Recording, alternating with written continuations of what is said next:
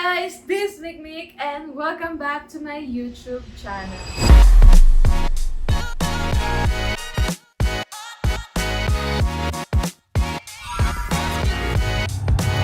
For today's video, kakauwi ko lang galing Thailand. Naligo lang ako at nilabas ko lahat ng mga pinamili ko na para bang nasa ukay-ukay tayo sis. At kung magkano ang nagastos, huwag na nating alamin. Anyway, gusto ko i-share sa inyo talaga yung mga nabili ko sa Thailand kasi unang punta ko doon was 2 years ago ba? 3 years ago. Hindi ko matandaan kung anong buntis ito niyang eh. 2 years ago lang yon nung nagpunta kami doon at yun ang first out of the country ko. At naalala ko doon, naka 40 kilos kaming baggage at na-consume ko lahat yon. So, ang nangyari din sa trip ko sa Thailand, naka 40 kilos pa rin ako na baggage. Anyway, pakita ko sa inyo kung ano mga binili ko para sa sarili ko at yung mga binili ko para sa ibang members ng Flora family na hindi namin nakasama sa pagpunta sa Thailand. Though sinabi nito niyang na huwag na daw magpasalubong. Pero alam mo yun, hindi mapigilan ng aking sarili na mag-uwi ng pasalubong sa ibang members, especially sa mga kids. So, let's go!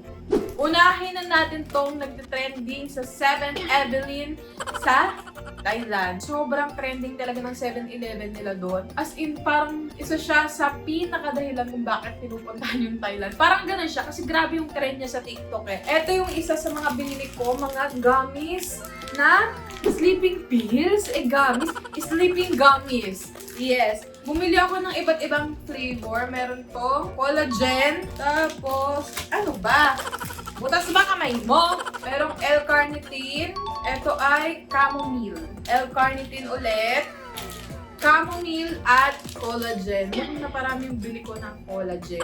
Bumili din ako ng Tiger Balm. Hindi ko pa ito na-try. Pero lagi ko kasi naririnig to. So bumili din ako. Pero isa lang. Tapos, eto naman, nung pumunta kami sa Watson, nakita ko kasi si Ambassador. Kaya, girl support. Bumili din ako nito. Ito ay toothpaste. Tapos, eto, bumili din ako ng Dove. Actually, parang buy one, take one. Kaya siya dalawa. Buy one, then etong isa ay one baht lang. Ganun. So, ayun, bumili akong dalawa. Bumili din ako ng mask. Dove. Grabe kasi ako maglagas ng hair talaga hanggang ngayon, sis. Iba-iba na yung gamit din ng shampoo ko pero walang effective. So, nagtatry din ako ng iba't ibang brand para malaman kung ano yung perfect talaga. Okay, ito naman, parang pang-acne siya. Ito din ay pang-acne. Binili ko din 7-Eleven. May Milo. Ito din, binili ko din to sa Watson. Trending to sa TikTok siya pero doon ko na binili sa Thailand. Itong Dove Amino Band Repair Serum Plus Oil. Bumili din ako ng crispy butter pero kaya ko ito inuwi is para to kahit tanyo na may. Ayan, binili ko siya 4 na peraso. Masarap to pero mas masarap to kung mainit. Para sa lubong ko to kay tanyo na. At ito yung binili kong souvenir. Ito yung pang magnet sa ref. Tapos, merong baso dito. Yung isa para sa akin siya, tapos yung isa para kay Tunyang eh.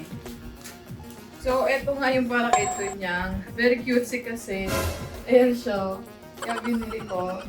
Diba? At ito naman ang binili ko for me.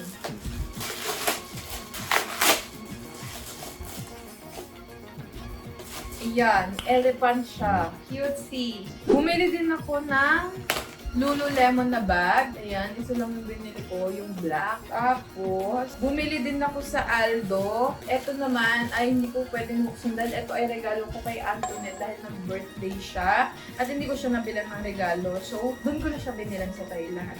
And this one is for me. I also bought this one.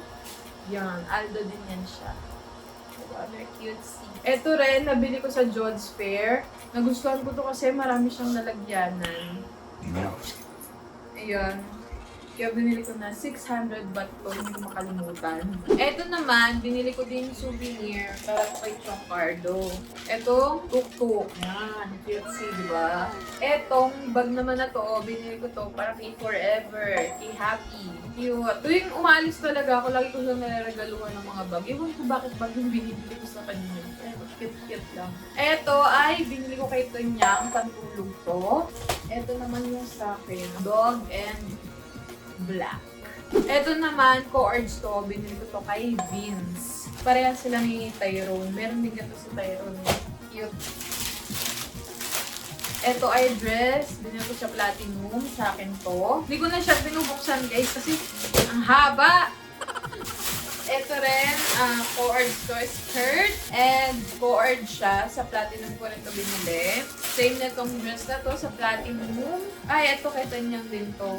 Ito rin, dress ulit sa platinum. Sinasabi ko sa inyo kung saan ko binili. Para just in case na mag-Thailand kayo, alam niyo yung mga pwede yung puntahan na din siya. Ito rin, binili ko to sa platinum din to. Co-ords din yan siya. Yan. Very cutesy. Tapos, ito rin. Ito yung top. Co-ords yun. Tsaka yung skirt. Ang hirapan talaga ako sa pamimili is mostly free size sila. Mga damit nila pang petit talaga, promise. Tapos, eto, binili ko tong pants na to sa Jods. Sobrang angas nito. Ang mahal ko nito binili ko. Lalo ito, sa Jods din to, 1,290 baht. Pero sobrang angas kasi niya, sobrang bigat. Ito ay para kay Lana. Yan, cute yan siya. Diba? Malaking baby kasi si Lana eh. Ito ay sleepwear. Shorts din yan siya. Ito, skirt. Nabili ko rin to sa Jods. Luckily, kasha siya sa akin. Yan. Ito pa isa, black naman. Tapos, eto, bumili ako ng top. Tapos, etong mga top na to ay galing to kay Ate Marika. So, hindi kasya sa kanya. Kaya binigay niya sa akin. Ito ay top din. Very cutesy. Ito ay dress para to kay Tyronia May. At ito din ay binili ko top. Gusto ko kasi mag-explore ng mga damit na sleeveless. Ano yun? Tapos, ito ay binili ko. Diyos ko, sobrang konti lang ang binili ko sa Sephora. Ito, bumili na ako ng Fenty Beauty na highlighter para to kay Tanya. Kasi sabi ni Papi, gusto daw to ni Tanya. Ang problem is laging sold out. At isang peraso na lang po sa Sephora that time. Kaya kinuha ko na. Bumili din ako ng concealer na Fenty at na clay mask sa Benefit. Binili ko rin sa Tanya ng pang-amoy. Yan. Tapos ko palang binili ito niya. Ito para to kay Love. Pareha silang dati niya. Yun o. Cute, diba? Pareha sila ni Vince. Galing kay Vince. Nadoble ko siya. Nakakaloka. O pareha siyang kay Love. Ito ay kay Ongkyong. Kay Ongky to. Toord. Tapos, ito ay kay Mengay. Ay, asan yung kay Bebang? Asan yung kay Bang ko bang? Ay! Ito yung ibang kubang. Yan. Diba? Complete ang mga kids. So, ito naman ay cords din to. Yan. Free size lang to guys. Talagang lakasan lang ng loob. Kasya naman yan siya. Ito pa ay binili ako ng isang top. Kit kasi cords din to na binili ko sa Platinum. Yan. Masarap kasi siya sa yung tela. Diba? This is the last. Binilan ko si Antoinette. Mahilig siya magganito.